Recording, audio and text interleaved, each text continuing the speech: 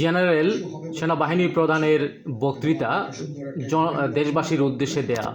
প্রধানমন্ত্রী শেখ হাসিনা পদত্যাগ করে দেশ ছাড়ছেন, এই খবরের পরপরই আমরা এই নিউজটি দেখছি। আপনারা একটু মনোযোগ দিয়ে শুনুন। ধন্যবাদ। পরিচালনা করব। আপনারা একটু ধৈর্য ধরেন, আমাদের কিছু সময় দেন, ইনশাআল্লাহ আমরা সবাই মিলে সমস্ত সমস্যা সমাধান করতে সক্ষম হব। আপনারা আর এই সংঘাতের পথে যাবেন না এবং শান্তি শৃঙ্খলার পথে ফেরত চলে আসেন। আমাদের দেশের অনেক ক্ষতি হচ্ছে, অর্থ সম্পদের ক্ষতি হচ্ছে, জানের লোকজন মারা যাচ্ছে। তো এগুলো থেকে আপনারা বিরত হন এবং আমাদের সাহায্য করেন। আমি সমস্ত দায়িত্ব নিচ্ছি, আপনারা আমাকে সাহায্য করেন। সবাইকে ধন্যবাদ। মূলত একটি ইন্টিম গভর্নমেন্ট ফর্ম করে ওনারা যাবে, সেনাপ্রধান যাবে রাষ্ট্রপতির কাছে দেশ কীভাবে পরিচালনা করবে, এটি কথা। আর হচ্ছে উনি এইটাই বলেছেন, আমরা সকল দলের নেতৃবৃন্দের সাথে উনি কথা বলে সিদ্ধান্ত নিয়েছে, এই জন্যই শেখ হাসিনা পদত্যাগ করেছে এবং দেশ ছাড়ছেন, এই ঘোষণাটাই উনি প্রথমে দিয়েছে। জামাতের আমির ছিলেন, আমাদের বিএনপির শীর্ষস্থানীয় নেতৃবৃন্দ এখানে ছিলেন, জাতীয় পার্টির নেতৃস্থানীয় নেতৃবৃন্দ এখানে ছিলেন, এবং সুশীল সমাজ এবং এখানে ডক্টর আসিফ নজরুল উনি নিজেও ছিলেন এখানে। এবং উনি আমার সামনেই উনি সমস্ত ছাত্রদেরকে একটা সুন্দর বার্তাও দিয়েছেন এবং আমি আশা করি যে ছাত্ররা সেই বার্তা শুনে ওনাকে সবাই শ্রদ্ধা করে, ছাত্ররা শ্রদ্ধা করে, ওনার এই বার্তা শুনে তারা এই পরিস্থিতি নিয়ন্ত্রণে নিয়ে চলে আসবে এবং আমরা একটা সুন্দর একটা পরিস্থিতির দিকে আমরা এগিয়ে যাব ইনশাআল্লাহ। এখানে আওয়ামী লীগের কেউ ছিল না, আওয়ামী লীগের কেউ ছিল না। হ্যাঁ, আজকেই, বিকজ আমাদের এই সময় নাই, এটা একটা বিশেষ একটা পরিস্থিতি। আমরা আজকেই যে এই পরিস্থিতি এটা একটা আমরা নিয়ন্ত্রণ নিয়ে আসবো। অর্থাৎ সেনাপ্রধান বলেছেন 5ই আগস্ট 2024 আজকেই রাষ্ট্রপতির কাছে এই ব্যাপারে আলোচনা করার জন্য, চূড়ান্ত করার জন্য যাবে, বিকজ এটি হচ্ছে একটি ইমার্জেন্সি, জরুরি পরিস্থিতি। রাজনৈতিক কর্মীদের দায়িত্ব হচ্ছে সেনাবাহিনীকে সাহায্য করা এবং আপনারা মিডিয়ার মাধ্যমে আমাদেরকে এই যে একটু আমাদের সাহায্য করেন, সুতরাং আমরা তাহলে এই পরিস্থিতি নিয়ন্ত্রণ সহজেই নিয়ে আসতে পারব। এখন যে সেনাপ্রধান বলেছেন, মিডিয়াদের প্রতি রিকোয়েস্ট করেছেন মিডিয়া যেন এ ব্যাপারে সহযোগিতা করে, তথ্য প্রচারের মাধ্যমে, সঠিক তথ্য প্রচারের মাধ্যমে। কোনো গোলাগুলির প্রয়োজন নাই, আমি আদেশ দিয়ে দিয়েছি, সেনাবাহিনী কোনো গোলাগুলি করবে না, পুলিশ কোনো গোলাগুলি করবে না। উনি আরেকটি কথা বলেছেন, বাংলাদেশের আর কোনো স্থান এবং স্থাপনা যেন ধ্বংস করা না হয়। আসলে পরিস্থিতির অনেক উন্নতি হয়েছে আমাদের দেশের, আমরা জানি মেট্রো রেল হয়েছে, মেট্রো রেলের ধ্বংস করা একটা জাতীয় স্থাপনা ধ্বংস করার সামিল। আমরা এই বোকামি যেন আর না করি, যেহেতু আওয়ামী লীগের প্রধানমন্ত্রী, প্রাক্তন প্রধানমন্ত্রী উনি যে শেখ হাসিনা পদত্যাগ করেছেন, আর তো কোনো আক্রোশ থাকতে পারে না। আমরা দয়া করে যেন আর কোনো হানাহানি, খুনাখুনি, মারামারিতে না জড়াই। দেশের পুলিশ আমার ভাই, দেশের যারা রাজনীতি করতো, একটা দল করতো, বিশেষ দল, আমি তারাও আমার ভাই, তাই না? আমরা ভাইয়ে ভাইয়ে যেন মারামারি হানাহানি না করি, পরিস্থিতি যেন সংযমতার সাথে আমরা আগাই। যেহেতু এটা খুশির বিষয়, আমজনতার জয়, ঠিক আছে, শেখ হাসিনার পদত্যাগ করা, এটাই এখানে আন্দোলনকারীরা চেয়েছে, তাই হয়েছে। সেনাপ্রধান এই কথাই বারবার বলছে। ওনারা সবাই আমাদের এই প্রস্তাবে, এই যে আমরা যে আলোচনা করছি, সবাই এটাতে রাজি হয়েছে।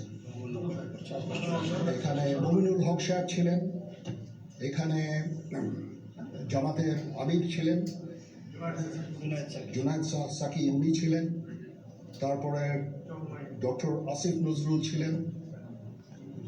আমরা সবাই মিলে এবং সবাই আমরা এটাতে একমত পোষণ করেছি।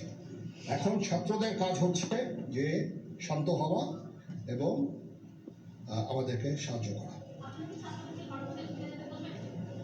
আমি তো বলছি এতক্ষণ আমার এই বক্তব্যের ছাত্রদের প্রতিনিধি বলতে আমি এখন ওনাদের কাউকে পাইনি। আমি ডক্টর আসিফ নজরুলকে রিকোয়েস্ট করেছি, যেহেতু ওনাকে ছাত্ররা শ্রদ্ধা করেন এবং উনিও একটা সুন্দর একটা ভিডিও মেসেজ উনি দিয়েছেন ছাত্রদের জন্য। আমি আশা করব যে এই ভিডিও মেসেজটাও কাজে ইয়াদ হবে, কাজ দিবে। এইভাবে আমরা কাজ করে দেবো। সবাই ভালো থাকেন, সবাইকে ধন্যবাদ। এখানে আপনারা যত প্রশ্ন করতে থাকবেন আমাকে দেরি করাবেন। It's too early. আমরা কাজ করছি, আমাদের একটু কাজ করতে দেন, একটু সময় দেন। আমরা একটা সলিউশনের মধ্যে আমরা যাব ইনশাআল্লাহ। হ্যাঁ, আপনারা সবাই যারা আন্দোলনরত, যারা ছাত্ররা আছেন, আন্দোলনরত যত লোকজন আছেন, দয়া করে ঘরে ফিরে যান। সবাই ভালো। তো আপনারা শুনেছেন সেনাপ্রধান উনি সর্বশেষ অনুরোধ করেছে, আল্লাহ হাফেজ বলেছে, উনি আশ্বাস দিয়েছে গভর্নমেন্ট, ইন্টারিম গভর্নমেন্ট করে নিয়োগ দিয়ে তারা দেশ পরিচালনা করবে সুন্দরভাবে। আর আন্দোলনকারী যা ছাত্র ভাইরা আছেন, জনতা আছেন, তাদের সবাইকে নিজ নিজ ঘরে ফিরে যাওয়ার আহ্বান করা হয়েছে এবং এই অনুরোধ করা হয়েছে আর কোনো হানাহানি মারামারি যেন না হয়। এখানে একটি এক্সক্লুসিভ ভিডিও আমরা দেখতে পাচ্ছি যে শেখ হাসিনা একটি বিশেষ হেলিকপ্টার রয়েছে, সেটাতে করে একটি প্রক্রিয়ার মাধ্যমে উনি দেশ ত্যাগ করবেন। এই ভিডিওটি এক্সক্লুসিভ আকারে বিভিন্ন মিডিয়াতে এসেছে, সোশ্যাল মিডিয়াতে এসেছে, ইতিমধ্যে আমি সকলে দেখেছি। তো এই এক্সক্লুসিভটি এই ভিডিওর মাধ্যমে রেকর্ড করে রাখলাম, একটি স্মৃতি হিসেবে থাকলো। আর শেখ হাসিনার পদত্যাগ এটি একটি অকল্পনীয়, হঠাৎ করে হওয়া। আসলে দীর্ঘদিনের খুব একটি আন্দোলন, আর বুদ্ধি করে এই আন্দোলনটি ঠেকানো যেত, কিন্তু সেটি পারে নাই। সংযমশীলতার পরিচয় দেয় নাই। যেখানে পুলিশ ছাত্রদের বুকে গুলি করেছে, এটা একটি ঐতিহাসিক এক দফা আন্দোলনে, অর্থাৎ প্রধানমন্ত্রীর পদত্যাগের আন্দোলনে রূপ নিয়েছে, যেটা আমরা ইতিপূর্বে জেনেছি। এটি আসলে আওয়ামী লীগ সরকারের জন্য কাল হয়ে দাঁড়িয়েছে। আর এর পিছনে আরও কয়েকটি ঘটনা তো আছেই। সেগুলো হচ্ছে বিশেষ করে দুর্নীতি, যে হচ্ছে যে বিসিএসের প্রশ্নপত্র ফাঁস, এখানে কোটি টাকা ইনকাম করা এক শ্রেণীর মানুষ। আর সেকেন্ড হচ্ছে দ্রব্যমূল্যের ঊর্ধ্বগতি নিয়ন্ত্রণ ছাড়া বাণিজ্য, ঠিক আছে, ঘুষ দুর্নীতি সব কিছু তো আছেই। ঘুষ দিয়ে চাকরি নেওয়া, এটার আরেকটা প্রবণতা। তো এখানে শুধু মুক্তিযোদ্ধারাই যে চাকরি পায় তা কিন্তু সঠিক না। এখানে আমি একটা কথা বলে রাখি, আমার অনেক পরিচিত ফ্যামিলি আছে যারা মুক্তিযোদ্ধার পরিবারের সন্তান, কিন্তু একজনও সরকারি চাকরি করতে পারে না। আপনি হয়তো বলবেন যে তারা কি লেখাপড়া করে নাই? জি, তারাও অনেকে মাস্টার্স পাস করা, অনার্স পাস করা, ঠিক আছে, ডিগ্রি পাস করা, কিন্তু তারা এই সরকারি চাকরিতে সুযোগ পায় নাই। তো আসল কথা হচ্ছে মুক্তিযোদ্ধারা কোনো ক্ষতি করে নাই, তারাও দেশ স্বাধীন করেছে।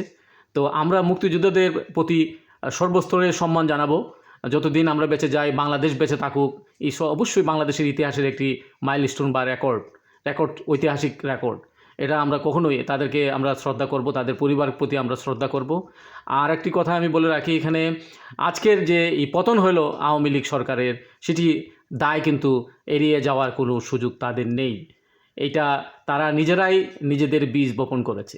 এই আজকে তারা যদি দেশ পরিচালনা যেভাবে করেছিল প্রথম 2 টার্ম, এইবার নতুন করে এসে 2024 তারা সুন্দরভাবে এটি ট্যাকেল করতে পারে নাই, পরিচালনা করতে পারে নাই। আর কিছু কিছু ক্ষেত্রে তাদের নেতা নেত্রীরা যারা আছে, আমরা বলবো যে পাতি নেতা যারা গ্রাম অঞ্চলের, শহরের, তারাই আসলে মূলত এগুলাকে এই অবস্থানে দাঁড় করিয়েছে। তো এটা সুন্দরভাবে পরিচালনা করার একটা ল্যাকিং আমরা স্পষ্টই দেখতে পাচ্ছি। আজকে এই আমজনতার জয়, ছাত্রদের জয়, মানে হচ্ছে দেশবাসীর জয়, সর্বস্তরের জনগণের জয়। এই কথাই আমি বলবো, উল্লসিত জনগণ, এখানে সবাই আনন্দিত। আর শেষ কথা আমার পক্ষ থেকে ব্যক্তিগতভাবে বলবো, আর কোনো দেশের স্থান স্থাপনার জন্য আমরা ধ্বংস না করি, আর কোনো মানুষকে, আমার কোনো ভাই বোনকে কেন হত্যা না করি।